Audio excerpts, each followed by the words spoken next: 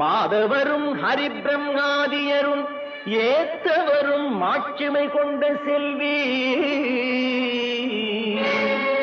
மகிழனாம் கொடும் காதகனை வெட்டி செந்நீர் குடித்த வெங்காளி நீலி திரிசூலி அருள்பாலி கண்களிலே ஆட்சி செய்யும் மீனாட்சி காசியிலே வீற்றிருக்கும் விசாலாட்சி காஞ்சியிலே கோயில் கொண்ட காமாட்சி.